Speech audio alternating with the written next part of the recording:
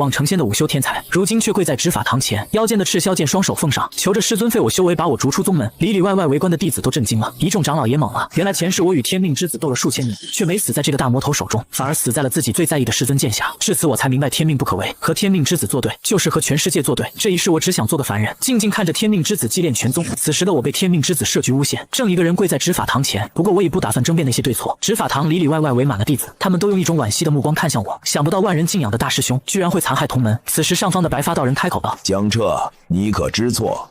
师兄，你就认错吧。虽然你这次犯的错足以被逐出宗门，不过你放心，只要你认错，师尊一定会原谅你的。说话的此人正是我的师妹，也是我犯下所有错误的目击证人。两旁的师弟们也是纷纷劝说着，想让我好好认罪。听着周围嘈杂的声音，我微微回神，抬眸疑惑地扫视着周围。不过这一眼却让在场众人汗毛站立。这个眼神还是他们敬仰的大师兄吗？好恐怖！我整理好脑子里的记忆，心中苦笑。没想到自己居然回到了这一天。我虽然知道这些罪行完全是子虚乌有，但还是缓缓起身站了起来。我认错。重活一世，我已经不想再争那些对错了。前世我拼死不认，到头来还是受到了重罚。苍鹤听到我认错，松了口气，饶是他化虚境巅峰的修为，还是因为我的这一眼头皮发麻。好，既然你认错，念你过往功劳，此次也并非有意为之，便罚你去无间峡谷面壁7日。听到这个处罚，我愣了一下。上一世我的处罚可是紫霄神雷灌体，不仅让我休养了数年之久，修为也倒退了一大截。但这无间峡谷虽说罡风环绕，雷霆交加，可对我目前的修为而言，就是可有可无。见到就这么点处罚，少女兴奋推开面前的执法堂弟子，一把抱住了我的手臂。师兄，太好了！感受到手臂上传来的温热，我转过头看去，随即猛然抽出了手臂，将眼前的少女甩到一旁。若思薇倒在地上，她不可置信地看向我，一时间忘了起身。从小到大，我无论什么要求都会答应她，哪怕是被师尊处罚，我没有在意若思薇，更没注意到她红了的眼眶。不过就算注意到了，我也不会有任何触动，毕竟我的心已经被伤透。桑鹤长老，我残害同门，按照门规，理当废除修为，逐出宗门。你这般袒护我，将门规置于何地？我语气平淡，可这番话在众人耳中却是平地惊雷。若思薇瞳孔震惊，师兄这是什么意思？处罚轻了还不好？不过还未等他想明白，便见我单膝下跪，把腰间的赤霄剑双手奉上。弟子已厌倦修仙界的打打杀杀，此次是本弟子之错，还请长老废去弟子修为。苍鹤从震惊中回过神，他猛地拍向桌案：胡闹！江彻，宗门念你天资不凡，且不是有意为之。全宗上下也都了解你的品行，所以此刻才会故意偏袒你。可你现在却在做什么？是啊，师兄，快和苍鹤长老认错，别无理取闹了。我挪了几步隔开若思薇，眼神瞥向了人群中站着的少年林雨，这方世界的气运之子。这一世你所为皆与我无关。我说道：弟子并非无理取闹，我现在只想当个凡人。前世我为了师尊，为了师姐，为了宗门，可换来的却是他们的围攻，最终惨死。我已体验过当强者的感觉，这一世我只想平平淡淡的过一生。听到我要当凡人，所有弟子都不敢置信。师兄可是宗门内最有机会成仙的弟子，怎么会愿意当凡人？不会是真的冤枉师兄了吧？肯定冤枉了。师兄什么人，咱们还不了解吗？我早就说过，师兄不可能做出这种事。听到众人的议论，林雨心头一颤，他没想到江彻在门内的威望居然这么高。苍鹤本就觉得证据有假，此刻也是不再怀疑。师侄，你别再提起退宗之事了，否则清月长老会对你失望的。我一定会找出证据还你清白。清月长老是从小将我养大的师尊，无论我修为如何强大，都在他面前很乖顺，从未敢出言顶撞。师尊吗？我想起他那失望的眼神，心中没有刺痛，因为我早已经麻木了。师尊那边我会亲自和他说，还请苍鹤长老将我退宗的消息上报，一切后果我尽数承担。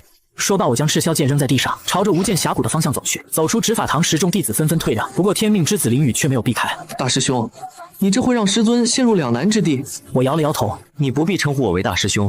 说罢便径直离开。前世我和林雨争斗了数千年，究竟谁是魔头，那些事情到底是谁做的，两人心中都很清楚。可世人唯独不相信我，那我便要看看这一世林雨屠城炼丹，挑动两族大战，以血炼魂，以天下修士为熔炉助他飞升。这一件事还会有谁来阻止？当日紫霄峰上，宗门高层会议，玄虚长老暴怒无比。清月，你看看你教的徒弟，废除修为，退出宗门，这是他能说出的话吗？他江彻作为宗门新一代的标杆，出了这等事，无异于宗门卸磨杀驴，不分黑白。弟子们会如何看待宗门？此事一旦传出去，后果不堪设想。坐席上的清冷绝色女子面色不变，但眼底却有些迷茫。真的误会小彻了吗？我会调查清楚，给他一个清白的。玄虚嘲讽道：这是调查的事情吗？若不是你亲手将他送去执法堂，若不是他对你这个敬爱的师尊失望，他怎会说出这种话？他是什么样的人，你难道不清楚？清月沉默了。是啊，他绝不可能做出这种事。可当时证据确凿，还有他师妹思维作证。最后紫阳长老开口缓和气氛，务必要调查清楚，恢复江彻名誉。这事儿要是传到那几个老家伙耳中，不知道要被嘲笑多久。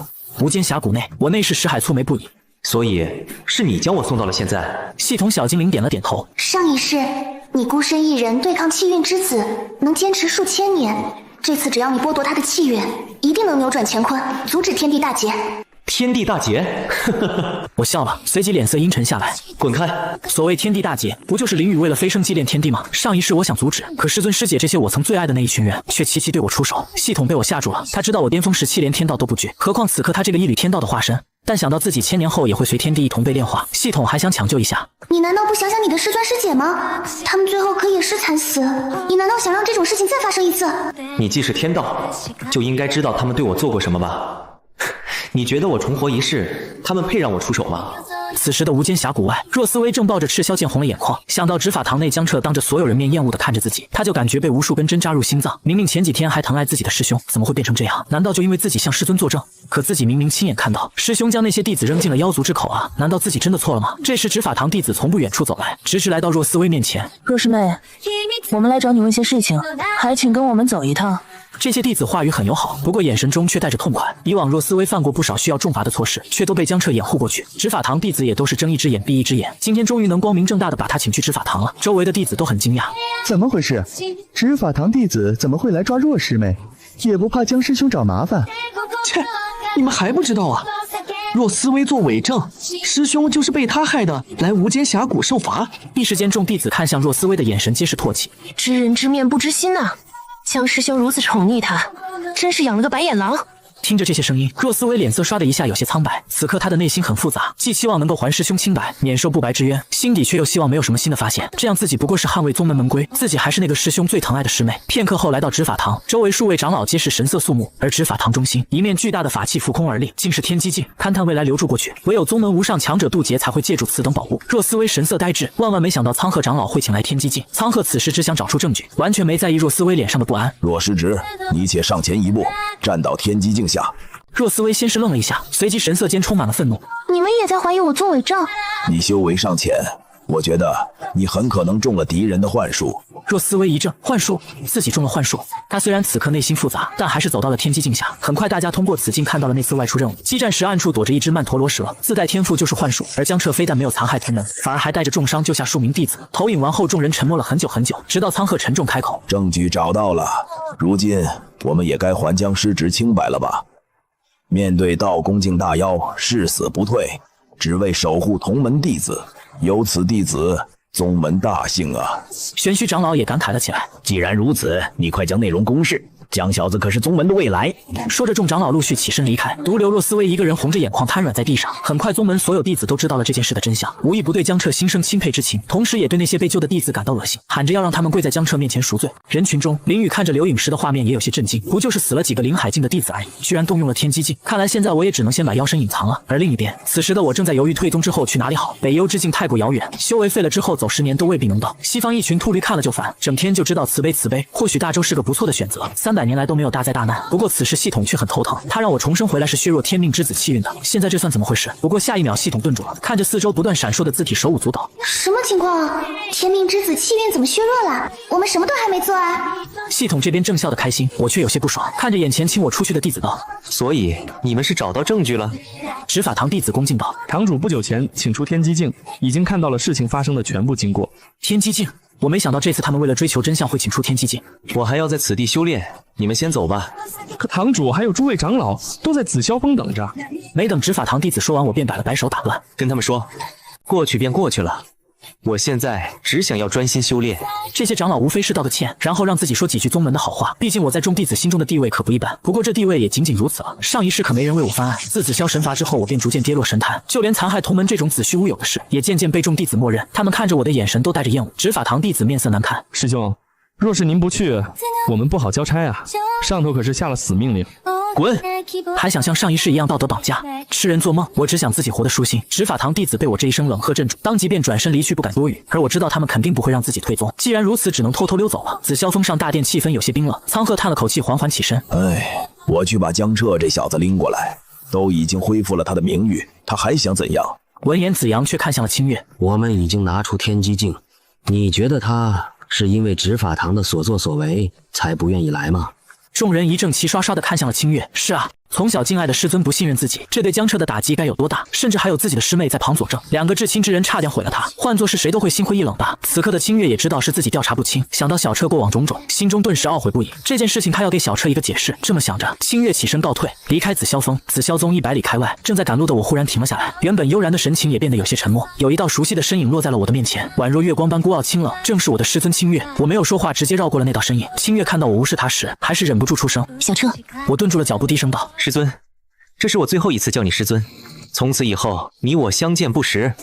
我的修为你可以随时取走，不过我这条命你得让大师姐来取。”清月不可置信地盯着我，证据是思薇给我的，况且你现在不是已经洗刷冤屈了吗？就这么一件事，你居然要和我断绝师徒关系？以前的小彻不是这样的。我微微抬眸，是啊，以前的江彻就像你的一条狗，对你所有的话都言听计从，既不会像师妹那般扑在你怀里撒娇，也不会像大师姐整日围在你身边请教。所以这些年我的所作所为你全都没看见吗？问也不问就尽数相信师妹。听到我的这番话，清月只感觉心像被针扎了一般。不是的，残害同门是大罪，而且证据确凿。若不是我亲自交由执法堂，以你先前抵死不认的样子，宗门只会对你加重处罚。我笑了，证据是小师弟和师妹的口供吧？这就是你说的证据确凿？况且受伤的弟子全是被妖兽撕咬，我的剑法技术都是你教的，你但凡抬眼去看，怎会认不出来？清月沉默了。小彻对思薇比谁都好，思薇也是整日黏着小彻，他以为其中不会有假，只想着快点解决这件事。我嗤笑一声，哼，宗门令牌我扔了，劳烦以后别来烦我，此生让我做个凡人。说罢便朝着大洲走去。清月看着我的身影渐行渐远，心中升起一抹惶恐，像是就要丢失某种重要的东西了。似乎若是真的放我离开，这份师徒情谊将会彻底消失殆尽。这次是我调查不周，但你还是我的徒弟，你要离开，我不同意。下一秒我便感觉浑身僵硬，动弹不得。你想要干嘛？带你回宗门。清月凌空而立，淡淡开口，随即引着我直直朝着宗门飞去。宗门内若思薇和林雨焦急的来回踱步。放心吧，师兄一直都很疼你，这次咱们是中了幻术，不怪你。林雨安慰着师妹。若思薇听完后心情平缓了许多。没错，师兄一定会原谅我的。只要自己撒娇，师兄肯定会像以前一样对待我的。没多久，天空出现了2道光点，直直朝着白云峰而来。看清来人后，若思薇欣喜若狂地走上前，我稳住脚步，全当没看见他，只是转头看向清月。我可以回去了吧？清月挥手解开我身上的禁制。他们在这里等了你一晚上，肯定是要道歉的。师兄妹间有什么误会，说清楚就好了。见到禁制被解开，我懒得停留，更不愿听他们废话。不过没走几步就被师妹拦了下来，她手中拿出一把黑红交织的灵剑。师兄，这是你的赤霄剑。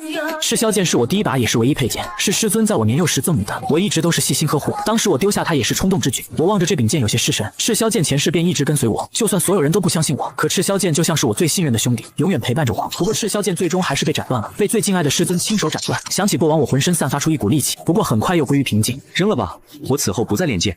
说罢便直接转身离开。我一个人来到了白云峰后山摆烂，不修炼，不历练，就连最简单的吐纳都不愿意做。师尊看着封闭60的我摇了摇头。小彻，此次无涯书院开启，我命你携宗门弟子前去扬我宗门神威。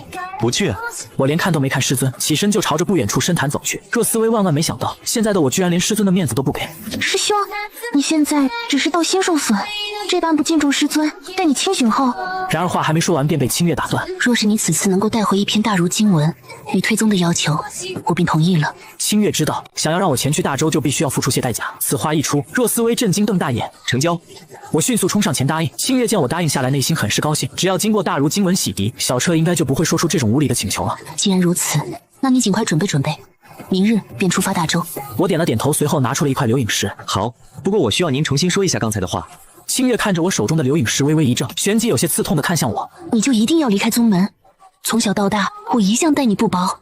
是，我承认前些日子误会了你，但事情已真相大白，你还要我如何去做？我摇了摇头。对于前些时日的事情，我从未放在心上，但人各有志，莫要强求。清月愣住了，脑中闪过曾经的一幅幅画面，一个小男孩站在阳光下，挥舞着手中的木剑，坚定朝着自己开口。师尊，我一定要好好修炼，长大以后保护你，保护大师姐。他们都说我天赋很高，要志存高远，可保护师尊就是我的志向啊。一直以来，小彻似乎都是这么做的，可现在却说什么人各有志，不得强求。清月只感觉心很疼很疼。次日一早，紫霄峰上聚满了前往大周的弟子。刚刚到来的吴尘看见若思薇一愣：“若师妹，你怎么一个人在这里啊？老姜呢？”宗门鼓励竞争，所以也有不少人向江彻挑战。虽说挑战者尽皆败北，但江彻还算为人谦和，就算胜了也从不狂傲，因此很多弟子都很乐意向江彻挑战。而吴尘便是狂热挑战者之一，每月都未曾缺席。只不过这2个月江彻都没有露面。若思薇闻言有些手足无措：“师兄，还有一会儿就来了。”吴尘知道他这2个月不受江彻待见，便笑着拍了拍他的肩膀：“老姜待你如亲妹妹，多哄哄她就没事了，别太傲娇，要不然等哪天有你后悔的。”若思薇苦笑不已，他已经哄了2个月了，可师兄对他的态度丝毫没有软下来。江师兄来了。倏然一位弟子惊喜地开口，我嘴里叼着根杂草，神色慵懒，此刻毫无半分仙家弟子的感觉。吴尘上前拍着我的肩膀笑道：“你可算来了。”我很是诧异：“你怎么也来了？前世这家伙另有任务可没去啊？还不是你一直待在白云峰，不能找你打架。听说这次历练你也要参加，我就来了呗。怎么样，身体好点了吗？”我露出真挚的笑容：“就那点罡风，给我挠痒痒还差不多，受伤是不存在的。”吴尘在前世是我的好友，虽然后来2人还是因为那些丑闻逐渐远离，但就算自己成了世人唾弃的畜生，吴尘也从未对自己出手。那就好，等这次任务结束，我和你再战一番。不过要我说，你以后别那么大意，等出事了未必会有人帮你。这次事情你看看，除了我，还有谁替你伸冤的？不对，古悠悠那个暴脾气好像也替你打抱不平了。放心，以后不会了。不过我有些惊讶，真是奇怪了，古悠悠那个小辣椒居然替我说话了。此刻没人搭理的若思薇只感觉骚得慌，似乎周围弟子都鄙夷地看着他。他何时受过这等屈辱？只能转移话题道：“吴师兄，咱们快些走吧，只有半月时间，儒道书院就要开启了。”吴尘瞥了眼我们，笑道：“那好，咱们启程吧。”说罢，他便率先踏上飞剑，其他弟子见状也纷纷跟上。而我将赤霄剑扔了之后，便没了灵剑，扫视一圈后，将目光定格在了不远处的树上，随后微微挥手，2片树叶便出现在眼前。我轻轻一跃，便跳了上去，眨眼的功夫就飞到了数里开外。这一幕瞬间让众人惊掉了下巴，这对灵力的掌控未免也太强了吧！仅凭树叶就能飞行？等等我啊！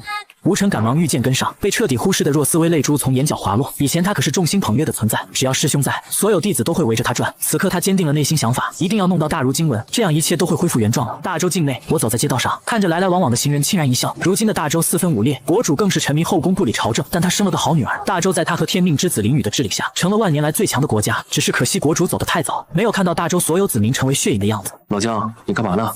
吴尘见我表情有些异样，不禁问道：“就是有些惊讶，大周内忧外患，这皇城依旧是歌舞升平。”吴尘无语，想这么多干嘛？王朝的事情哪用得着咱们操心啊？我带你去个地方吧。你这寡淡的性子要好好改改才对。我被拽着离开，虽说有些无奈，不过我也好奇要去什么地方。片刻后，我目瞪口呆地看着眼前莺莺燕燕。吴尘挑了挑眉：“怎么样，敢进去吗？”我轻笑一声：“切，这有什么不敢的？”随即闲庭信步地走了进去，就像是常客一样，这让吴尘看得震惊不已。若是没重生前，以我的性子的确会羞愧难当。不过现在的我已是不同以往，但既然来了万花楼，那自然是要看一场好戏的。在找了个位置坐下后，我喊了几个小花魁试酒，随后才笑呵呵地看向吴尘：“你这家伙怎么和回到了家一样？”吴尘张大下巴，好久才憋出一句话。我轻轻抿了口酒：“修道亦修心，纵使环境万般变化，我自岿然不动。况且来这里算什么？就算是魔尊媚仙岩站在这里，我也不会有丝毫动摇。”媚仙岩那可是魔族万年天资最强的魔尊，听到我竟敢编排魔尊，吴尘吓了一跳：“你小子找死，别带上我！”魔尊可是连紫霄剑宗都不敢轻易得罪的存在，他可不敢继续在这个话题上讨论，连忙转头岔开了话题：“你知道我今天为什么带你来这吗？”我虽然明白这里即将会发生什么，不过还是装作不知情的摇头。这里即将举办一次儒道诗词大会，而文人写诗如出刀，我是想来为吴家看看，这里是否有值得招揽的弟子。我可不信，你不会是借着这个理由，伯母才同意你来这里的吧？吴尘讪笑了笑：“若不说这个理由，等回去之后肯定会挨母亲揍的。”我揶揄开口：“哼，以前怎么没发现？你还怕你妈？”而在我2人谈话之际，4楼雅间内，一个侍女正向床榻上妩媚动人的女子禀报：“修道亦修心。哼，真没想到紫霄剑宗的后辈中还有这等有趣之人。”媚仙岩起身下床，露出洁白修长的玉腿，明明是很自然的走动，但却有种摄人心魄的美感。尊主，要不要奴婢去教训此人？在他的眼中，尊主就是至高无上、不可亵渎的存在。但是江彻一个小小的道宫修士，竟敢这般羞辱尊主，毕竟是紫霄剑宗的得意门生，怎么能去教训呢？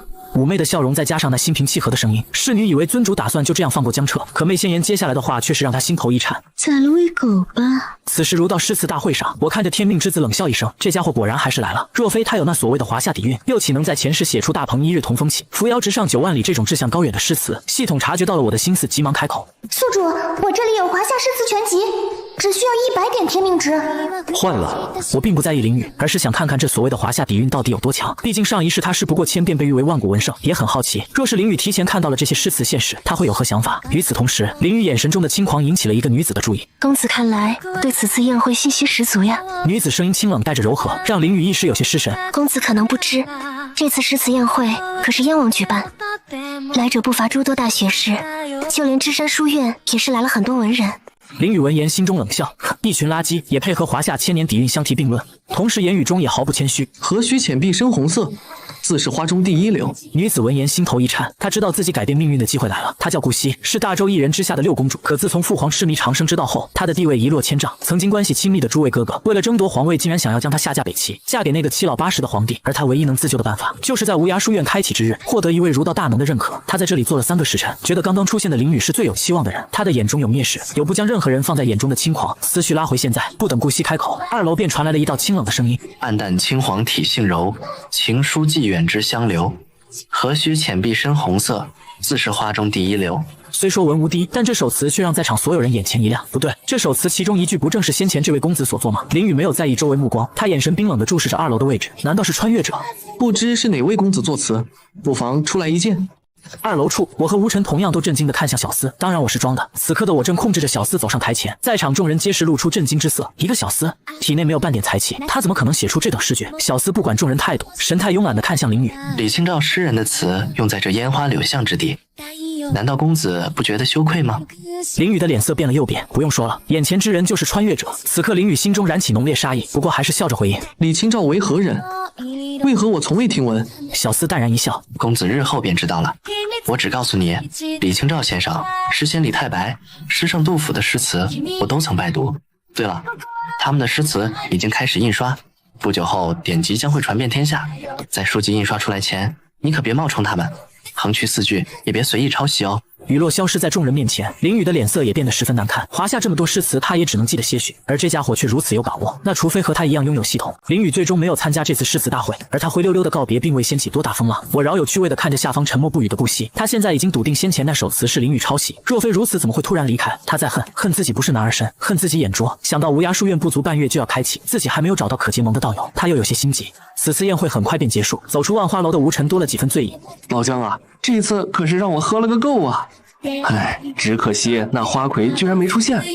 我可是听说那花魁自带体香，柔弱无骨，若是能够什么？我古怪地看着走近的妇人，又看了眼微醺的吴晨，不由得暗笑这小子要倒霉了。吴晨正欲回答，耳朵便被揪住。你个混小子，居然还敢带着江小友来这等地方！老娘今天非让你后悔回大周！我跟在后面乐得合不拢嘴。伯母，使劲揍他！我都说不来，他非要拉着我去，说什么带我见见世面。吴夫人更气了，江彻是谁？那可是紫霄剑宗年轻一代的标杆，自家儿子怎么好意思把他给带歪的？不远处的若思薇是跟着伯母一起来的，而我却像没看见一样，直接无视了他。此刻，若思薇只感觉密密麻麻的针刺向胸口，疼得不能呼吸。她强压下心中的酸涩，小心翼翼地抓住我的衣角。师兄，你为什么来这里？师兄以前别说这等烟花柳巷之地，就算是城镇也很少来。回忆里那少年宠溺一笑。下山做什么？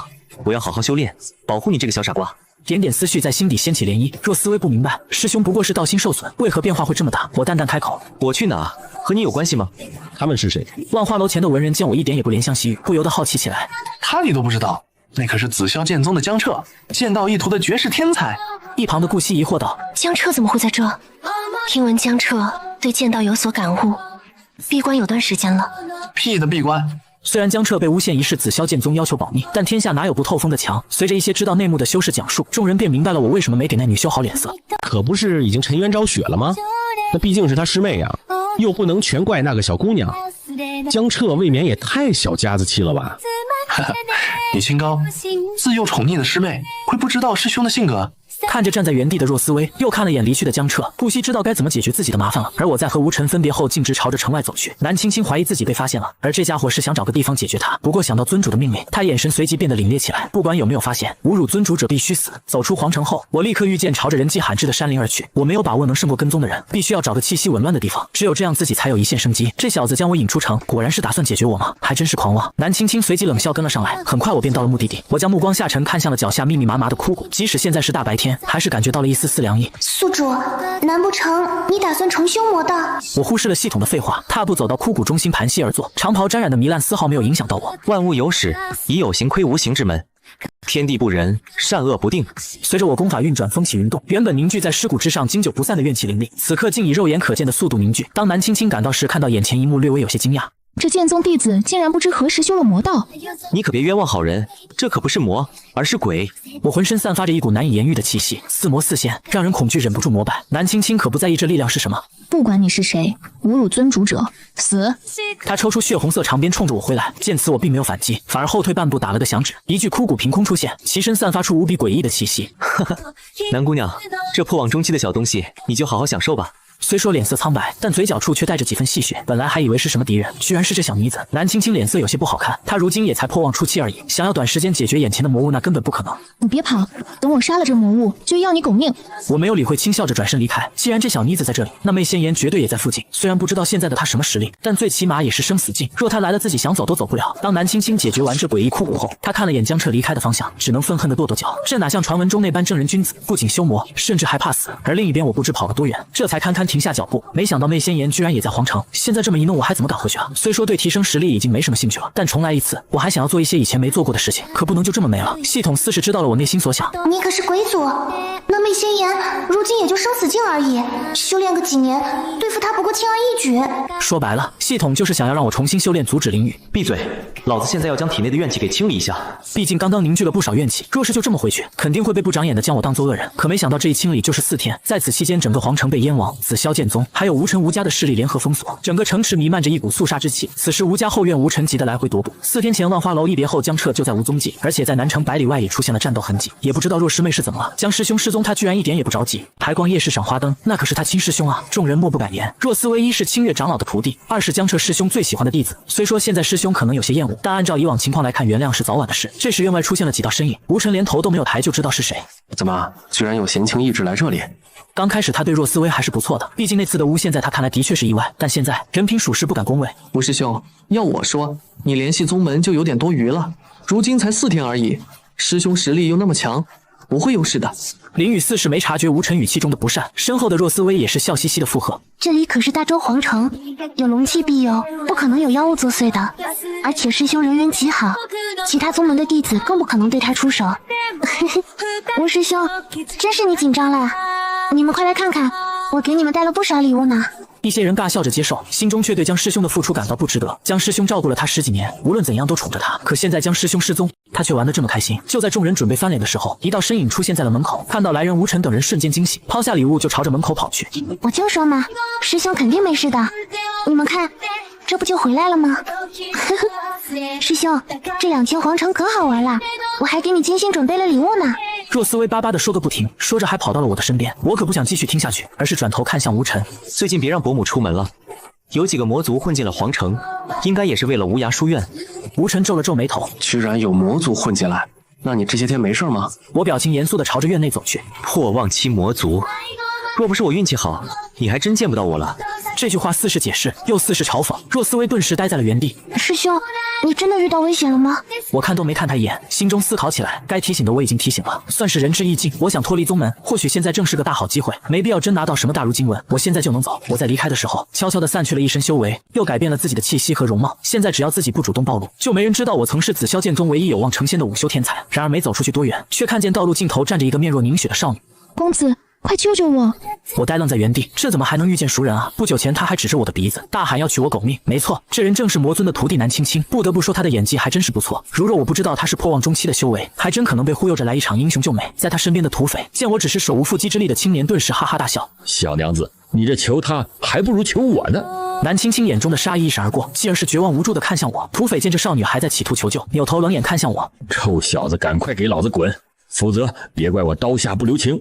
他看我皮肤细嫩，极有可能是从不远处皇城离开的读书人，而在大周劫杀富商女眷，最多只会被围剿。但若是书院的人，哪怕只是受伤，别说山寨了，九族都要被杀。虽然他不知道面前突然出现的少年身份如何，但还是小心为上。我看着他谄媚一笑，好嘞，我这就滚。随即直接狂奔，一溜烟的功夫，南青青连我的背影都看不到了。土匪鄙夷的看了眼我离开的方向，又转过头看向了被拦住的2位少女。小娘子，看来你求助的这人，他似乎不行啊。可他话才刚说完，脖子上便传来一阵凉意，随即视线开始模糊，天旋地转。蓝青青拍了拍手，平静地走向另一旁。尊主，那少年跑了，追上他，带回来。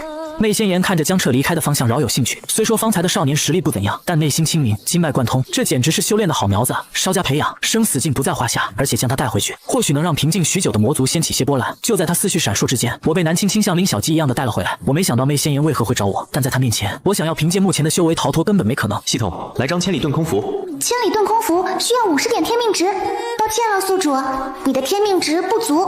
系统空间内，小天道乐得龇牙咧嘴，他本就不想让江彻回归凡人，既然劝不住，那还不如让江彻跟着媚仙颜。妖族和魔族向来不对付，而后面淋雨成功的祭炼天地，以世间万物生灵助他成仙，很大一部分便是因为他的妖身。而江彻只要跟着媚仙颜，将来肯定能和这个天命之子对上。南青青见我一直呆呆地站在原地，指尖微动，一道灵力打在了我膝盖处，我吃痛不已，虽没跪下，但还是不情不愿地行了一礼。晚辈江彻拜见前辈，要不您还是放我离开吧。我就是个散修，从未干过伤天害理的事情。南青青对我的低头很满意，以为我畏惧尊主敬重尊主，可媚仙颜的话却是让他一愣。你不怕我，你的心很平静，并没有弱者见到强者的敬畏，而散修对强者有着与生俱来的恐惧，不敢轻易得罪任何人。还有，虽说你修炼的功法很杂，但似乎是有意为之。那么这位公子，不知可否告诉奴家，你到底是什么身份？雨落媚仙颜身子微微前倾，灼热的呼吸贴近，眼神中带着几分玩味。我的心止不住的跳动，眼神也开始迷离。我以前是道宫巅峰修士，为了争夺宝物，杀了大宗门弟子，怕被寻仇，所以这才改修了其他功法。见我一脸痴迷的将自己以前经历和盘托出，南青青崇拜的看向尊主，果然没有任何人能逃得过尊主的媚术。而当我反应过来后，顿时惊恐的瘫软在地。你对我做了什么？媚仙颜摆弄着垂下的青丝。既然你在躲避仇家，不如就跟着我吧，我还可以指导指导你修行。我知道自己逃不了，只能绝望的点了点头。随后三人看似无言的往附近的城池赶路，背地里二女却一直在传音。尊主，这次我们可是在人族领地，带着他恐怕容易暴露吧？无碍，即使暴露又如何？人族又有几人能杀我？就算能，代价也不是他们能够承受的。跟在后面的我眼神愉悦，还真是傻，千年后傻，千年前更傻。媚仙颜从未对自己的本命天赋产生过怀疑，也从未有人挣脱过他的幻术。前世就是这种自大的性格，导致将魔尊的位置让给了我。想到前世，我一时也有些感慨，上辈子与天命之子对抗千年，我以魔族为根基力战妖族人族，只是可惜灵与谋划更深，以至于整个魔族都葬送在他的手中。就在二人交谈之际，一道白发胜雪的女子出现在面前。清月看着眼前画面，抿嘴不语。两人都称得上人间角色，实力也颇为不俗，难怪小彻会待在这两人身边。就是小彻一直躲闪不敢直视的眼神，让他内心一时间五味杂陈。你就这么害怕被我认出吗？不知道道友拦路所为何事？媚仙颜有些好奇清月找他的目的。清月抬眸看了看我，你这位小厮天赋不错，就是没有得到很好的指点。既然道友不在意，不妨送给我如何？此话一出，南青青愕然地看向我，尊主青睐就算了，现在居然清月仙尊都想要收徒，这小子天赋真就那么好？我则是低着头，内心狐疑，师尊收徒从不看天赋，可为何现在一见到自己就想收为徒弟？尤其是自己还是一副卑躬屈膝的样子，难不成我是漏了什么破绽？身旁的媚仙颜对上他的目光道：我虽说还未收他为徒，但君子不夺人所好，何况是这么好的苗子？清月仙尊未免有些过了吧？谈收徒之事未免尚早，你确定他会同意吗？清月对于江彻的品性十分了解，媚仙颜闻言笑着看向了我，你是否愿意拜我为师？被两人盯着，我心中暗自苦笑。这两人不管拜谁为师，自己日后都要走上老路，更何况我也并不愿拜任何人为师。我的沉默让媚仙颜笑容一凝。怎么，你不愿拜我为师？空气中弥漫的杀意让我瞬间回神。我虽不知前辈实力如何，但在我看来，绝对很强大。能拜入前辈门下，不知是多少年修来的福分。听到这个答案，媚仙颜露出了满意的笑容，清月的脸色则以肉眼可见的速度阴沉。小家伙，你最好知道自己在说什么。江彻竟然当着他的面拜别人为师，这不仅是不顾多年的师徒情面，更是在看他的笑话。我神色如常行了一礼。清月仙尊威名如雷贯耳，您能屈尊招揽我这种小人物，是我的荣幸。不过小子命薄，受不了您的福泽。清月闻言猛地震碎了四周的树木。你还真是好大的胆子！这么说，你是一定要拜他为师了？几百年了，他从未如此愤怒过。突如其来的怒火让我一愣，尤其是师尊刚刚的眼神，我感觉自己似乎都被看穿了。或许刚才的话让两位前辈误会了。诚然，和清月仙尊相比，我更愿意拜这位前辈为师，但是这是在我没有师门的情况下。如今的我虽然离开了宗门，但还未与师尊解除师徒关系，因此并无拜师的打算。此话一出，清月的怒意不减反增。你还打算解除师徒关系？生死境的威压弥漫，丝丝鲜血从我的嘴角溢出，但我仍然直视神色复杂的清月。是。此刻我就算再傻，也明白师尊看出我的身份了。我虽然不知道他是如何察觉的，但历历在目的前世告诉我，他的徒弟并不是那么好当的。这简单的一个字，如同千斤重锤砸在了清月的胸口，让他感觉白云峰上所有的一切都成了笑话。他很想说好，然后就这样与江彻解除师徒关系，从此相见不识。可想到江彻自幼就跟在他后面，可怜兮兮的想要学习法术，想到曾在桃花树下，这个小屁孩目光坚定地说出他的志向就是保护师尊这个好字，他却是怎么也说不出口。他很想知道小彻为什么想要离开宗门，离开白云峰，更甚至要和他断绝师徒关系。可千言万语，此刻他也只说得出3个字。为什么？我看着痛苦的师尊，不知从何说起。是前世一次次的失望，一次次的希望，直到死前的麻木绝望。可这些还没有发生，就算说出来，他会信吗？我没有过多的解释，只是眼神坚定地看向师尊，而这坚决的目光让他不敢再追问原因。似乎一旦问出，师徒之间的情谊便会立刻断绝。身旁的魔尊一直静静的没有开口，直到清月离去，这才向我投来探究的眼神。你不打算说说自己的身份吗？初见时他本以为已经掌握了一切，但现在看来这小子的秘密还有很多。我哪有什么身份？如果非要说的话，只是一个曾经奉献了所有，最终一无所获的失败者罢了。前辈，我先一步入城休息去了。南青青却是有些不明所以。尊主，他这是在发什么疯啊？不仅拒绝了您，甚至还和清月仙尊硬刚。媚仙言笑了笑，这谁能知道？走吧，我这一趟要见的故人，如今也正在面前的这座城里。大周皇城，无尘无家，无尘慵懒地站在我的身边。恐怕这一趟历练，你是不打算回去了吧？他自认对江彻还算了解，江彻这段时间的表现，明显就是要与白云峰还有清月仙尊割裂开。我轻笑一声，求仙问道，占星当月，非我所愿。呵呵，无尘，当你见过顶峰之景，便知所谓修仙者不外如是。无尘一时有些失神，看着眼前之人近在咫尺，却又感觉隔了千万里。你真的要离开宗门吗？不求道，入人间。希望相见之日，你我都各得其所。随着话音落下，我的身影也淡出他的视线。而魔尊这一边，在城外遇见清月之后，我便已经打算和他们辞别了。虽说和媚仙言一起会有诸多乐趣，但离开才是我最好的选择。我累了，不愿意干涉这所谓的天地大劫。不过你媚仙言若是想，倒不妨一试。还没等我走出皇城，一个乞丐便拦在了我面前。虽说身上脏兮兮的，但我还是认出了他。老先生，您是在这里等我吗？乞丐默默从怀里掏出2枚铜板。小家伙，不介意老夫为你算上一卦吧？介意。老先生每卦都牵动天下大事，小子命薄，有些事情还是不知道的为好。既然你这么说，那我也不浪费了。这2枚铜板还等着买个热乎包子呢。不过老乞丐还是劝你一句，天命已乱，大事可动，有些恩怨躲是躲不了的。你是回来了，可其他人也未尝不能。我愣了一下，随即抱拳行了一礼。不愧是传闻中的老先生，不过小子已摒弃所有，纵使他们回来又如何？前世因果自有他人解决。说完便踏步离开。老乞丐注视着我的背影，喃喃自语：你放不下的，他们也不会让你放下。因果尚在。走远后，我这才皱了皱眉。系统，天机老人的话你也听见了吧？要知道逆转时空就是当年的我也做不到，自己之所以能回来，还是因为系统的帮助。系统闻言有些心虚，我只是天道的一缕意识，任务只是将你带回这个时间点，并协助你阻止天地大劫。若是他们也能回来，或许是当时出现了些意外，卷动了其他生灵的神魂。而他没敢告诉江彻的是，他正准备借助克扣的天命值来逐一觉醒相关之人的记忆。若是让江彻知道了他的所作所为，那很有可能会被当场拆掉。另一边的南青青看到没有半点修为的乞丐一愣，这就是尊主的故友吗？媚仙言则是语气中带着几分恭敬。天机老人，如今我已是生死境巅峰，可否告知奴家当年的谜底？天机老人笑了笑，天机已乱，未来再度混沌。老夫当年所言，你便当听了个笑话吧。媚仙言闻言脸色阴沉了下来，他被当日的话困扰了数百年，清月一句笑话就想要接过。老先生，麻烦您还是给个答案，否则我便要请您去魔族坐坐了。天机老人并不害怕，老夫本就时日无多，小友还是别浪费口舌了。当年那一卦他还没算彻底，便让他落得如此下场。如今苟延残喘，只是想看看未来究竟如何。媚仙言咬紧牙关，好，那我就只问一个问题：当年你说我会追随一个男子，随他征战，告诉我这个人是谁，这总没问题了吧？要知道，若是他臣服，就意味着整个魔族也臣服了。天机老人躺了下来，待到梦醒时分，自然知晓他是何人。媚仙言气得有些牙痒痒，知道他不愿意多言，只得挥袖离开。紫霄剑宗宗门广场，清月带着一众弟子返回宗门，却发现苍鹤长老早已等候多时。江彻人呢？他出去游历了，短时间内不会回来了。苍鹤失望地点了点头。前些天我抓了几条曼陀罗蛇，还想着等他回来一起炖汤呢。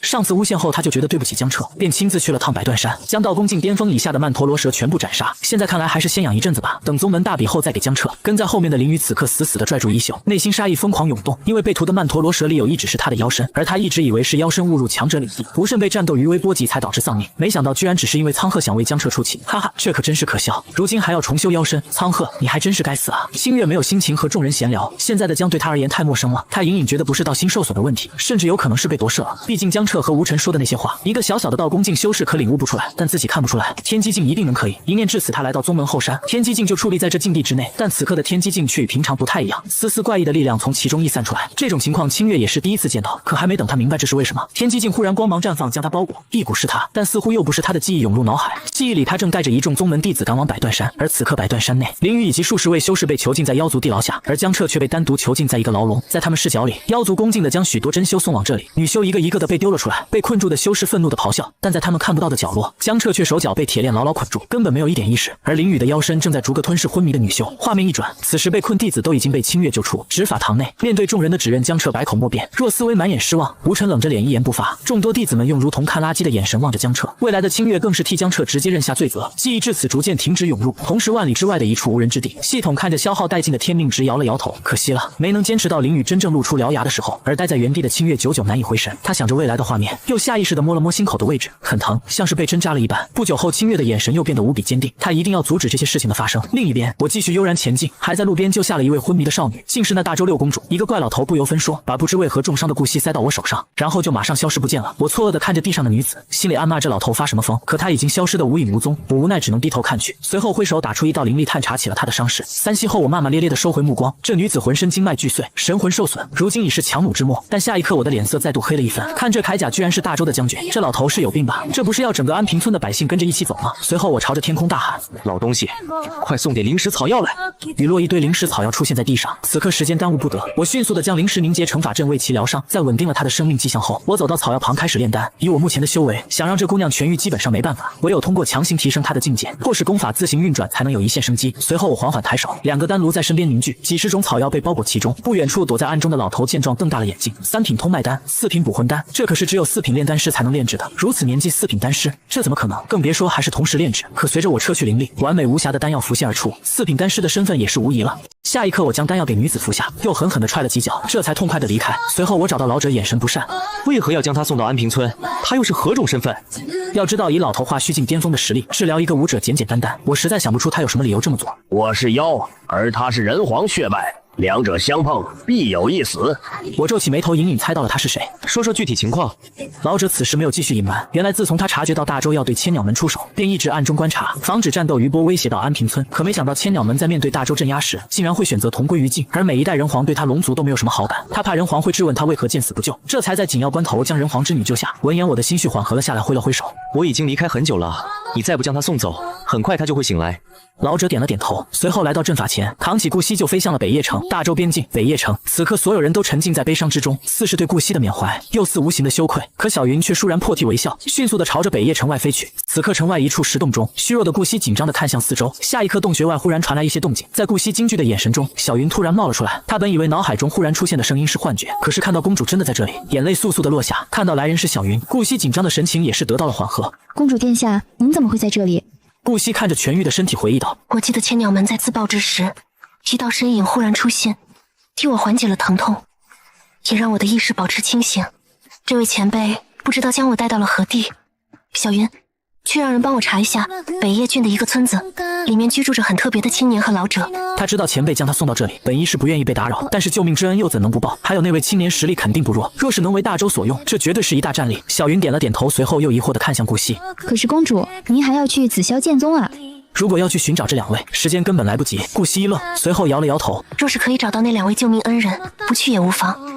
以后总会有相见之日。”随后两女来到了北叶城，转角处一个乞丐忽然拦住了他们。小姑娘，老夫为你算一卦，若是算得好，可否给老夫一顿饭钱？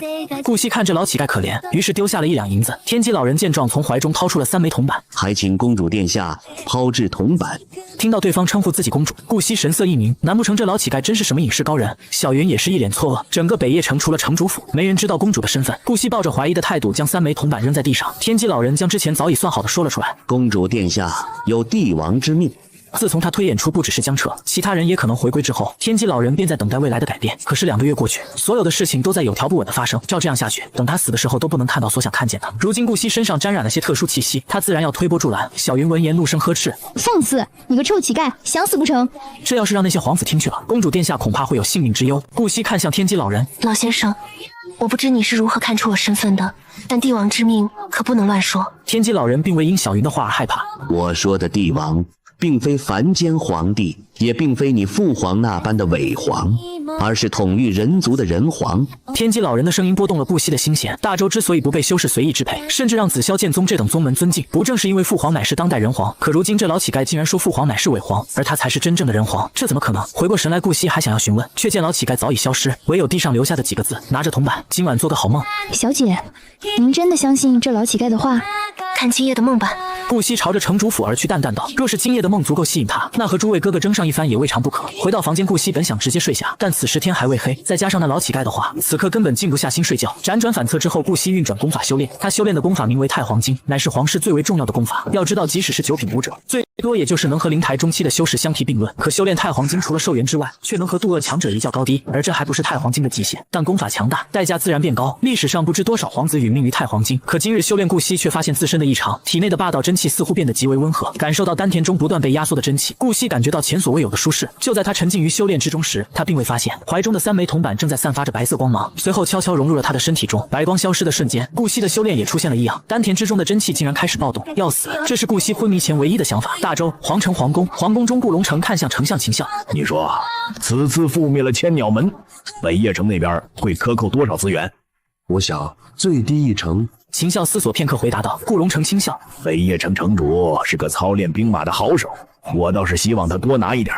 哎，这些资源放到我这里，也只能送入国库吃灰。大周国库共有3层，第1层存放了普通灵士钱粮之类，但从第2层开始便是真正的修炼资源，可送进去容易，拿出来就比较难了，需要耗费极大精力。秦笑听到陛下的话，疑惑道：你现在还不能开启第2层？这不应该啊！顾龙城闻言连连苦笑：玉玺残缺一角，并不完整，我怎么开启？要知道国库中可是有着武者长生的秘密，在万年前，武道是不弱于仙道的存在，曾一度压得众仙抬不起头。秦笑闻言皱了皱眉头，他也知道只有修炼太皇经的皇室弟子才能将残缺的那一角找到，可数千年来，不知多少皇子因为太皇经暴毙而亡。陛下，这太皇经真的有用吗？顾龙城笑了笑，没有说话。下一刻，玉玺忽然散发出淡淡的光芒，而出现这种情况，唯有一种可能，那就是有修炼太皇经的皇室子弟接触到了传国玉玺的残缺一角。两人对视一眼，顾龙城迅即发出诏令：立刻让所有皇子7日之内回来。等等，还有6公主。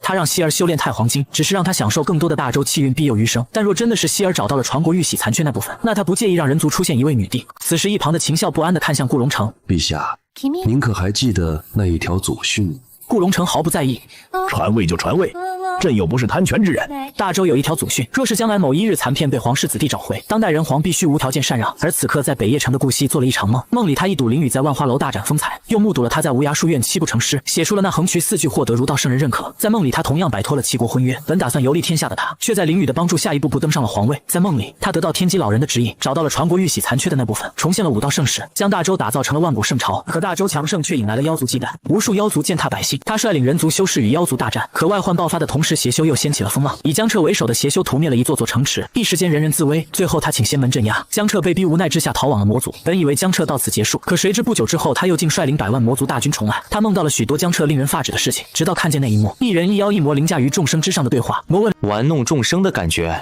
如何？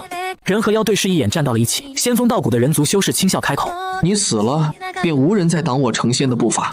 魔冷冷一笑：杀我，你没那个实力。雨落3道震碎一切的力量碰撞，将整个世界笼罩。顾惜还想看下去，却难以抵挡这恐怖的威压，意识逐渐沉沦，直至退出梦境。顾惜扭头看向四周，却发现床榻周围站着许多人，有父皇，有3个燕王，北叶城城主陈叔叔，甚至还有很多仙门子弟。顾龙城见到顾惜醒来，满眼兴奋：怎么样，身体哪里不舒服？需不需要我请丹宗的弟子来给你看看？顾惜闻言哭笑不得，我就是睡了一觉而已，用不着如此兴师动众。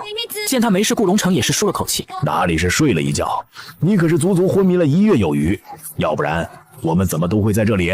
顾惜闻言愣了一下，有这么久吗？在他的感觉中就是做了个梦而已啊。顾龙城停退了屋内的所有人道：希儿，是不是有人暗算你，害得你陷入昏迷？顾惜摇了摇头，只是修炼出了点差错，一向暴躁的霸道真气忽然温和了下来，我就没有镇压，任由他朝着丹田汇聚。没想到他突然反扑，这才导致我昏迷。顾龙城闻言大惊失色，希儿，你修炼前接触过什么吗？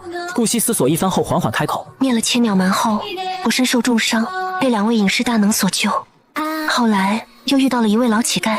顾龙城闻言没有多大的反应，他刚来的时候就知道了救命恩人的事情。至于那位老乞丐，在顾惜昏迷的时候，小云也与他讲过了，而他也在第一时间亲自前去寻找这几人。但这里面居然有一个是龙族，大周和龙族素来就是敌人，但这蛟龙救下了希儿，还有这满身的功德，也就当作不知道他是妖了。救你的应该是一只蛟龙，而那位老乞丐我却没有寻到。听到是蛟龙，顾惜惊喜交加，他不确定救他的是不是梦中的那头蛟龙。在梦中，玉玺残片就在一头蛟龙的陨落之地，在被他得到之后，大周便开启了武道盛世。父皇，他们此刻在哪儿？他现在只想确认这件事情。顾龙城轻轻点头，他们2个都被请到了城主府，你若是想见，随时都可以。城主府后院中，我指着面前的老头骂道：我就说吧，别救别救，你个老不死的，害苦我了。就算救人，你护住他的神识就好了，干嘛还让他意志清醒？我怎么都没想到，顾惜当日并没有完全昏迷。若是早知今日，我宁愿不救。敖顺扯了扯嘴角，全当没听见。这确实是他的问题，但也怪不得他。顾惜当时已经命悬一线了，他也不敢压制对方求生的意志，而且这也没什么，现在只是被请来而已，并没有限制他们的自由，就是想等公主醒来后亲自道谢。我就想不明白了，在这里有吃有喝，自在又痛快，你干嘛这么想离开呢？我见状没给他好脸色，你懂什么？一个散修，擅长炼丹；一个大妖，浑身功德。就顾惜这傻乎乎的性格，绝对会强制我们去大周。我哪有心情陪他玩？敖顺不明所以，这不是挺好吗？在大周当官，享受大周气运。你知道个什么？在他手底下做事，又苦又累，狗都不干。那顾惜是个好女帝，可好皇帝也就代表着累啊，而且以后林雨肯定还会参与进来。门外顾龙城神情古怪地看向女儿，希儿，你以前是不是认识他？这怨气没个10年8年可积攒不下来，而且希儿一直都挺好啊，这小子为何会这么说？此时顾惜走上前，悄悄地看向远处的少年。若是之前有人这么骂他，或许已经跳起来一巴掌拍过去了，但在梦中却有个人见他一次骂他一次，那个语气和面前的少年简直如出一辙。目光看去，顾惜一时间有些失神，轻声呢喃：魔头江彻。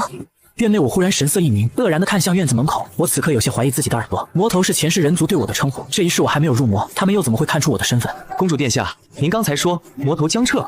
顾惜闻言急忙摇头，你听错了，都怪那场梦。若不是昏迷之时，梦中每次江彻见到他都会骂他蠢货，而眼前的少年也叫江彻，他又怎么会认错了人？随后赶忙岔开话题，看向敖顺，多谢前辈救命之恩，若非您，我已经在那场爆炸中陨落了。举手之劳而已，可真要说救，还是江彻这小子。若非他及时炼制出极品通脉丹和补魂丹，我也无能为力。此话一出，顾龙城愣住了，看向我的眼神逐渐火热起来。如此年纪，这等人才，就算是紫霄剑宗也找不出啊！若能为大周所用，就再也不用可怜兮兮的去求丹宗了。小兄弟，有没有兴趣来我大周做点事情？我看着敖顺暗骂一声，随后讪讪的开口：陛下这就不用了，我志在四海，其他的着实没有兴趣。小兄弟，谁说为大周做事就不可云游四海了？虽说我们比不上仙门，但还算有点底蕴。我可将日行100万里的龙云战船送你。有了这等宝物，你不是想去哪儿就去哪儿吗？我眼见就要说不过，只能将目光转向顾惜，而他没读懂我的想法，但还是站了出来。父皇，丹药而已，不必如此在意。顾龙城见我是真的不愿，也没有强求。虽你不愿为我大周做事，但终究还是救了我的女儿。不妨说说，想要什么奖励？见到顾龙城不再坚持，我笑了笑，救助公主就当是积德行善了。敖顺，你有什么心愿，不妨和陛下说说。敖顺闻言愣住了，他救助顾惜的本意只是不愿被波及，没想到会有今天的局面。他在犹豫许久后看向了人皇，陛下可否允许老夫顺着江河走一趟？此话一出，院内的气氛顿时沉默了下来。走蛟是化龙的一种方式，江河决堤，水漫万里，交过之地生灵涂炭。顾龙城自然不能答应，就在要拒绝的时候，顾惜却拦住了他。我同意。随后看向一脸不悦的顾龙城，连忙传音道：那位前辈体内有传国玉玺丢失的一部分，所以咱们不仅要保护他渡劫，还要在成功后册封他，将他和大周气运牢牢绑在一起。顾龙城闻言激动的微微颤抖，随后看向敖顺点了点头。我同意。但是有几个条件。首先，你走交之时，大周将士会跟着你，为你提供帮助的同时，保护大周百姓。其二，当你化龙成功时，须成为我大周的镇国真龙，庇佑大周，万世不衰。敖顺闻言愣住了，他就没想到顾龙城会答应。与此同时，一段回忆涌入脑海。千年前曾遇到过一次大水，他便顺着千山走礁逆流而上，可却在即将走到终点的时候，被一支恐怖的燃烧军团挡住去路。他们所过之处，山洪尽皆蒸发。当时他欲要凌空飞过，却被队伍最前方浑身散发着火焰的男人一个眼神逼退。区区蛟龙，见到我等为何不避？若有下次，定斩不着。要知道他当时就已是化虚境巅峰的存在，但却有一种感觉，如果不退，自己就会随着山洪一起蒸发。也正是因为这一眼伤到了他的神魂，所以他才来到了安平村隐居。思绪拉回现在，敖顺激动的连连点头。这是举整个大周之力助他化龙，镇国真龙享受大周供奉。只要大周愈发强盛，那他成仙都不是问题。见事情已经敲定，顾惜走到了我的面前，与我出去走走。院外两人并肩而行，顾惜挑眉看向我，江兄，以你现在的境界，最多也就300载寿元，但是20年内，大周将会彻底崛起。可有兴趣陪我见一见？人道昌盛。我无奈地看着他，公主，咱忽悠人也不是这么忽悠吧？20年统一诸国都不可能，我就不陪你玩了，告辞。见我要离开，顾惜轻笑一声，凡人族子民皆在人皇管辖范围，虽说你是修士，但只要不到生死境，我便能找到你。你确定要离开？我脚步一顿，悠悠地看向顾惜，因为他所说不假。巅峰时期的人皇，别说生死境，只要还未成仙，只要还在大周的疆域，不管如何隐匿，都会被人皇找到。随着希望破灭，我无语地看向他。早知道我就不救你了，这怎么还恩将仇报？顾惜抿嘴轻笑。大周欢迎你的加入。大周，我虽同意加入大周，但我可不去皇都。需要什么丹药，联系我就成。说完，我便转身离开。另外一边，顾惜找到了顾龙城。父皇，江彻答应加入大周了，但我的语气有些威胁。他很可能会跑路，所以最好今夜就将他带回皇宫。顾龙城闻言一愣：“希儿，你糊涂啊！每一位丹师都可以说是毒师，你威胁他，咱们有无数种死法。”顾惜摇了摇头：“我觉得他不会是心思恶毒之人，而且是不是毒药，我看得清楚。”顾龙城见女儿执意如此，虽说有些无奈，但还是让敖顺把江彻打晕，连夜送回皇城。而敖顺得到这个命令后，先是迟疑，最后一咬牙溜进了我的房间。对不起了，江小友，实在是陛下给的太多了。次日，大周皇宫，我气急败坏地摸着后脑勺的大包。敖顺，我一直拿你当忘年之交，可你居然敲晕老子！敖顺心虚地移开视线，这不能怪我，人皇有令，我哪敢不从？我懒得听这家伙废话，直接把他赶了出去。事情至此已经明了，顾惜定是已经觉醒了前世的记忆，而他曾研究过我几百年，应该是看出了些什么，否则也不会这么着急把我带回黄洞。看着一层又一层的围墙，我沉默不语。实力啊实力，看来不修炼还真的不行了。1年后，这期间大周似乎是忘记了我这个人，偶尔顾惜会来一趟说说天下大事，顺便请我炼些丹药。我也很满意这种生活，每天种种的做饭，平淡而又充实。江公子，今日吃些什么呀？这天顾惜推开大门，笑嘻嘻地走上前，我瞥了眼顾惜，无语道：“好歹也是公主，蹭饭还蹭上瘾了。”在这儿的1年里，她每隔10天半个月便会来一次。顾惜拍了拍长裙笑的谄媚：“谁让你做饭这么好吃的？”最主要的是，这饭不仅好吃，还可以稳固修为。我白了他一眼，但还是起身去了厨房。顾惜则是笑嘻嘻地站在院子里。江彻，你一个人做饭挺累的吧？我给你打下手啊！我黑着脸没有搭理他，这家伙偷吃还差不多。屋内我有条不紊地做着菜，屋外顾惜像只百灵鸟，叽叽喳喳个不停，不时间说的我心烦，就会赶忙闭嘴，像个乖宝宝似的。1个时辰后，大家酒足饭饱，顾惜在一旁幸福又满足地摸着肚子。江彻，你的手艺简直比御厨还要好。对了，我今天是有事情和你商量。我以为又是老事情，便直接问道：“这次需要什么丹药？”不是丹药的事情。顾惜神色多了几分严肃，随后神神秘秘地靠近了我。紫霄剑宗出事了，林雨在百段山被发现，似乎和妖族有所勾结。有没有兴趣与我一起去看看？此时白云峰内，若思微哭得梨花带雨。师尊，是不是有什么误会？小师弟您还不了解吗？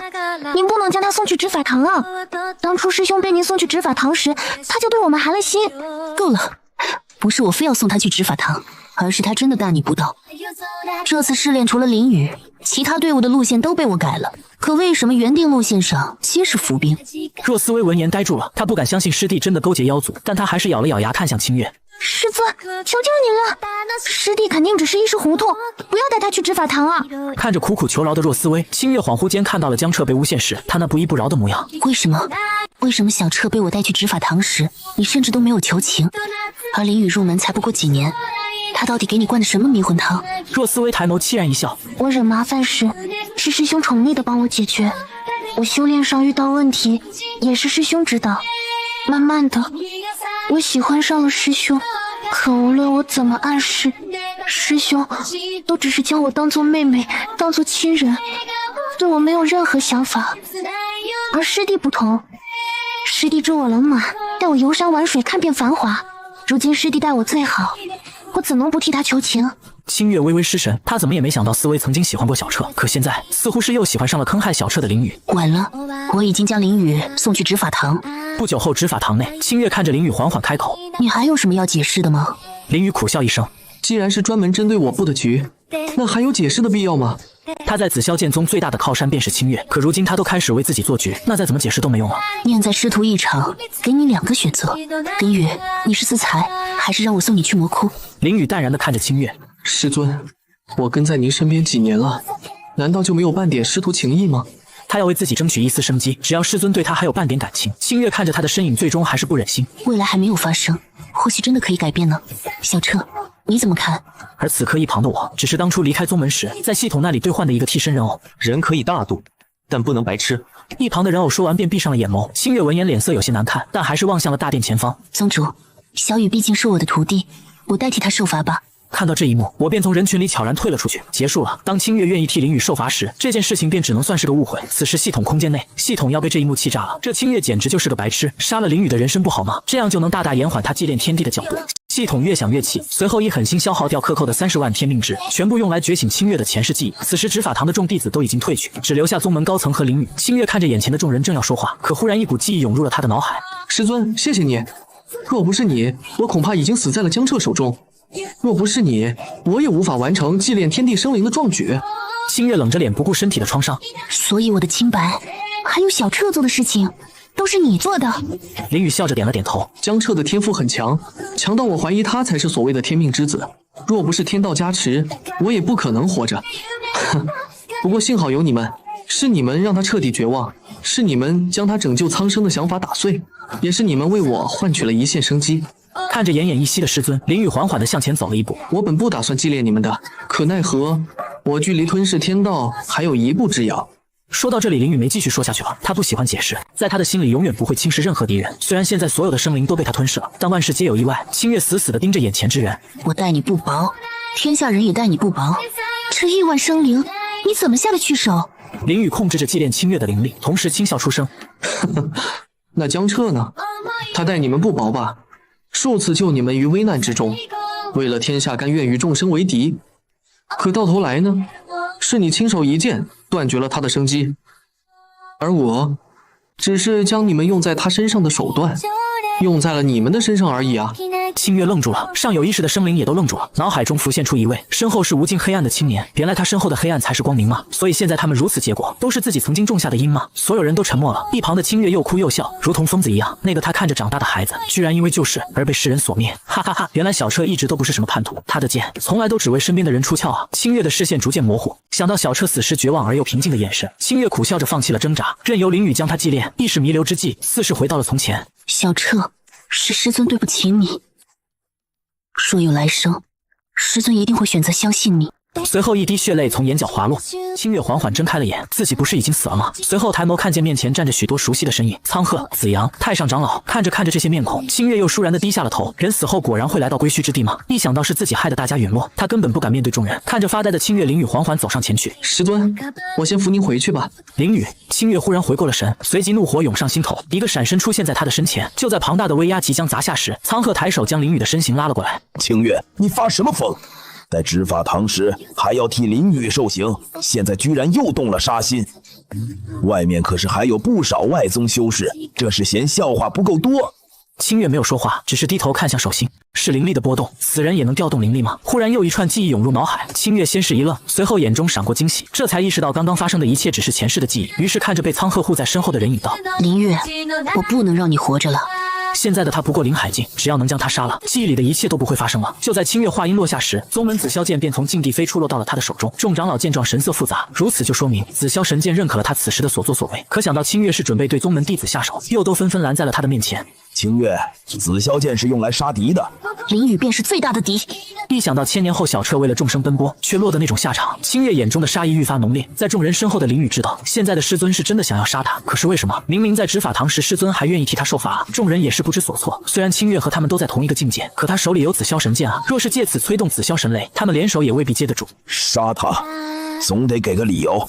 清月没有说话，只是一味的释放杀意，提剑向林雨走去。众长老无奈，只能准备出手。你们真要等我杀他？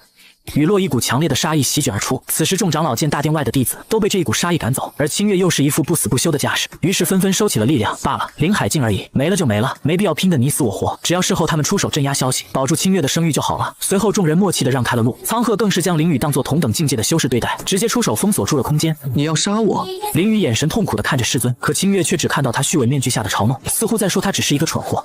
师尊，是您将我带上了修炼之路。是您让我从一介凡人成长到如今地步，如果没有您，我现在已经……可话才说到一半，林雨便感觉脖子上突然传来一阵凉意，随即天地倾倒，他到死都想不通师尊为何会突然杀他。小彻，师尊为你报仇了，未来的一切都不会发生了。雨水缓缓地打在他的身上，他也缓缓地提着东西远去。片刻后，宗门的一处角落里，若思维楚楚可怜地看着我留在宗门的替身人偶。师兄，小师弟，他会不会出事啊？人偶瞥了一眼若思维。这谁知道？反正我没事。师兄，你还要闹到什么时候？师尊可是要杀小师弟啊！人偶没有理会他。你若是担心，不妨自己走进去看看。来这质问我，是显得你们师姐弟情深吗？生死境的清月当时是暴走的状态，别说人偶这个道宫境修士，就算生死境之上的化虚境都难以靠近。这时宗门里一位亲传弟子看不下去了。江彻，若师妹无论如何也是在关心清月仙尊，你这是什么意思？嘲讽吗？小小的误会而已，竟然让你记恨这么长时间。没等他再多说一句，整个人便瞬间飞了出去。巨大的声响引起众人的注意，纷纷侧过头看去是谁下的手，但下一秒却都齐刷刷的不敢直视。小彻也是你配说的。星月眼神淡漠地瞥着那名亲传弟子方向，随后收回视线看向了我的替身人偶，冰冷的眼神瞬间变得柔和，甚至畏畏缩缩半跪在地上。小彻，我知道你能通过人偶感受到我的存在。你看啊，我给你带了个礼物。星月像是献宝一般将手中之物提起，这样以后的一切都不会发生了。你高兴吗？星月絮絮叨叨地说着，微微地祈求原谅，可人偶就像没听见一样。而此时若思维怀疑自己出现了幻觉，一巴掌抽向了自己的脸庞，在感受到疼痛后他呆住了，这居然是真的。师尊他真的跪在师兄面前，师尊他真的杀了小师弟。一时间眼泪如同决堤一般。小彻，我做了这么多对不起你的事情，可你依旧在保护我，保护整个天下。现在我回来了，林雨也死了，所有的事情都还没有发生，我们好好的，可以吗？就像你小时候住在白云峰那样。清月伸手想触碰人偶的脸颊，触碰这个他伤害了千年的孩子。人偶后退半步看着清月，虽然我只是一具人偶，但看到你还是觉得恶心。他拥有我完整的记忆，虽然只是人偶，但是在此刻他仿佛也是有了感情一样。清月的脸色瞬间发白。你居然说我恶心，这是你的意思吧？小彻怎么会恶心我？我做了这么多错事，他都选择原谅我的。现在我杀了林雨，我回来了，我不再做错事了。小彻应该高兴才对啊。人偶闻言冷笑出声，哼，当你躺在林雨怀里的时候，他就失望了，是你们让他不愿再战斗，也是你们亲手扼杀了他。清月失神的摇了摇头，真的是他亲手断绝了小彻生还的可能吗？清月再次朝着人偶跪了下去，求求你告诉我小彻的位置吧，我想要补偿他。人偶嗤笑一声，害了江彻不知道多少次，事到如今说补偿，你也配？不是的，不是的，小彻，你听我解释，我是被林雨骗了，我真的不是有意伤害你。大雨依旧还在下着，可这并没有激起人偶任何同情。谁都可以不相信他，可独独你不该不相信他，甚至将他推向了众生的对立面。清月愣住了，因为人偶所说是事实，他疯狂地扇自己巴掌，似乎在赎罪，希望能得到小彻的原谅。此刻子阳想要将清月扶起，却被紫霄剑挡在了10步之外，于是只能看着即将消散的人偶道：人非圣贤，孰能无过？小彻和清月多年师徒情谊，大家可以坐在一起好好谈谈的。人偶闻言笑了笑，师伯，我知道你重情重义，也知道在你眼中宗门大过一切。你问问他，若是他敢告诉你他做了什么，我不仅将江彻的位置说出，甚至可以告诉你千商当年的埋葬之地。子阳闻言瞳孔一缩，你知道千商的消息？他当初极力培养江彻的原因，就是希望江彻可以接替他的宗主之位，他到时候就可以孑然一身的去寻找千商大哥。人偶点了点头，而一旁的清月却不敢说自己为什么下跪，更不敢提起千商的埋骨之地，那是他前世一生的屈辱。你一定要这样吗？清月屈辱愤怒地盯着面前的人偶，人偶如同看垃圾一样看着清月。呵呵，看来你也觉得丢脸啊，在曾经的爱慕之人面前。够了，不要再说了。人偶话还没说完，便被清月打断，生死境的威压在这一刻释放而出，四周的建筑包括人偶瞬间消散，但下一刻清月却慌了。现在唯一可以找到小彻的人偶也消失了，他该怎么办？而此时系统空间内，天道化身看着增长的天命值，没有丝毫高兴，反而愁眉苦脸。他没想到清月居然真的会杀灵雨，要知道灵雨是可以消耗吞噬点来复活的。更重要的是，所有的一切都将不会按照前世的路线进行，灵雨就会像藏在暗中的毒蛇，永远不知道将会从哪里发起进攻。宿主，灵雨被清月杀了，现在只有你能找到他，咱们要快点发现他新的身份，否则我们回来就没有任何意义了。杀了！闻言我脚步一顿，眼中顿时多了几分戏谑。看来我是不能离开了，这场好戏越来越精彩了。得到未来记忆的清月，拥有系统和天命眷顾的灵雨，着实有趣啊。而灵雨虽然谋略超群，但这次他面对的是苏醒的众生。此时某处偏远之地，复活的灵雨不可置信地看向紫霄剑宗方向。师尊是疯了吗？竟然会直接杀我？他很想质问师尊到底是为什么，可最终愤怒只是化作灵气消散。平复了一会心情后，灵雨开始思考接下来怎么办。紫霄剑宗肯定是不能毁了，就算他换了副躯体，但清月也有可能发现他。灵雨眼神里闪烁着怒火，就算是他师尊又如何？在他出手的瞬间，两人师徒的情谊便彻底斩断了。可是我该怎么报仇呢？而与此同时，紫霄剑宗若思薇从昏迷中醒来，似是想到了什么，着急忙慌地跑到了师弟的房间，但看到里面空无一人后，整个人就像丢了魂一般。师弟一定去历练了，对，师弟去历练了。可这种想法只是持续了一瞬，不远处的声音便将这种幻想彻底打破。清月边走边喃喃自语，似是在忏悔什么，而手中提着的人头正是他想见的人。若思薇跑过去，一把抱住林雨的头。你为什么要杀小师弟？为什么？他从来都没做过对不起你的事情。看着泣不成声的若思薇，清月的眸中竟然闪过一丝杀意，可看见他抱着的东西时，杀意又陡然消失。若思薇揉着怀里的头，喃喃自语：师尊疯了，师兄消失了，小师弟更是。话还没说完，便愣在了原地，看着手里缓缓消散的东西。若思薇顿时泪水决堤，就连念想，师尊你也不愿意留下吗？清月眼神没有落在他的身上，只是转过身慢慢走远。小彻，罪魁祸首已经伏诛，而在我心里，你才是真正的万古第一人，所以不管你怎么待我，我都不会再有任何怨言，只希望你能像曾经一样饶恕我犯下的错。我就算耗尽寿元，就算穷极一生，也要找到你，好好的弥补你。说罢，身影直接消失在原地。清月为了找到江彻，此生第一次开口求人：掌门师兄，你要帮帮我。子阳闻言愣住了，但片刻后又想明白清月所为何事，无非就是想借用他这个掌门的职位，调动更多天机境的权限来寻找江彻的踪迹。好，你随我来吧。片刻后，天机境前，清月缓缓地抬起手心，随后赤霄剑被唤了出来。他看着手中的长剑，同时一股记忆涌入了脑海。师尊，我要用这柄剑保护师尊，保护咱们白云峰的所有人。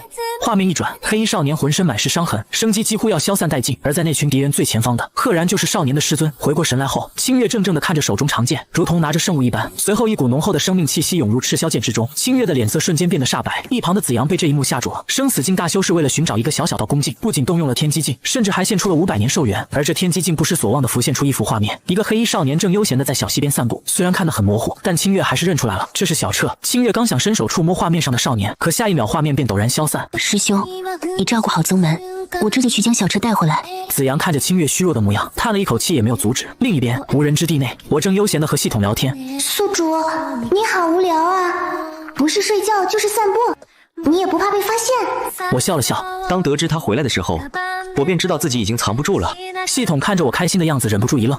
你就不恨他吗？如今他有着上一世的记忆，肯定对你充满了愧疚，所以你怎么对待他都是理所应当的。我摇了摇头。前世的我恨师尊，恨世间所有人，恨师尊不分黑白，恨世人为什么不相信我，而是相信林雨这个道貌岸然的家伙。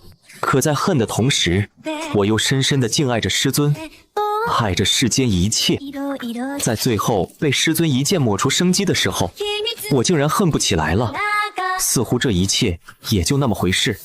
感受着我的情绪，系统沉默了。这不是不恨，而是心死了吧。与此同时，天穹之上，清月隔着云层静静地往下看，就像卑劣的偷窥者，注视着我的一举一动。许久之后，他鼓起勇气落了下来。小彻，咱们可以坐下来聊聊吗？我看到清月出现，顿时愣住了，没想到居然来得这么快。随后没有理会，直接转身朝着屋子里走去。可清月直接拦在了我的面前，声音卑微又可怜：就一会儿好吗？他想和我解释上一世自己所做的一切都是被林雨蒙蔽。我直勾勾地盯着清月，聊什么？聊你上一世利用感情将我骗去陷阱，还是聊你和林雨的那些事情？我说的很随意，可却让清月如坠冰窟。他知道解释已经无用，将我哄骗到必死的阵法是他，带着数不尽的修士追杀我的也是他。小彻，我想弥补你，不管是……可话还没说完，便被我直接打断。你我既无因果，也无交集，这弥补谈何说起呢？清月愣愣地看着我，没有交集，这是要将曾经的一切当作没有发生，所以这是原谅我了吗？清月破涕为笑，一定是这样，小彻一定是原谅我了，对，所有的一切都重新开始了。念及此，清月看向我浅笑道：以前没有因果，现在有了。你一个人住在这里很无聊吧？要不我搬来这里住，你也可以有交流的对象。系统闻言瞪大了眼珠子，好卑鄙啊！这就打算将前世全都撇过去。江彻可以忘掉过去，忘掉那段不好的记忆，但清月有什么资格忘记？若不是清月他们这些帮凶，灭世大劫早就被江彻阻止了，何须重来？小彻，既然是咱们要做邻居了，我也去你屋子里坐坐吧，看看你是怎么装饰屋子的。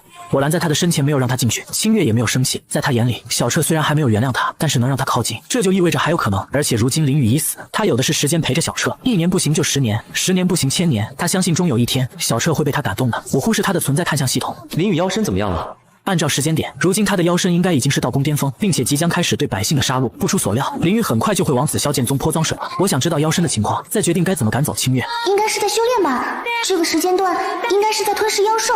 系统说着的同时，随手查找了一下，但看到资料后，脸色顿时难看起来。他吞噬了7个村庄，数万百姓死在了他手中。系统懵了，为何这家伙竟然提前开始吞噬凡人了？按理来说，应该还有半年，妖身才开始真正对凡人感兴趣啊。那边到底发生了什么？而我则是抿着唇，看来是不用自己赶人了。与此同时，大周皇宫内，顾惜也已经怀疑到了天命之子，因为在他前世的记忆里，林雨就是个道貌岸然之辈，并且知道他替身不死，真身不灭，所以很有可能是想和污蔑江彻一样，诬陷紫霄剑宗。想到这里，顾惜一愣，再联想到清月前段时间的变故，难道和他做了一样的梦，甚至梦到的更多？否则他怎么会对江彻卑躬屈膝？怎么会毫不犹豫地斩杀林雨？一念至此，顾惜下定决心，等下次见到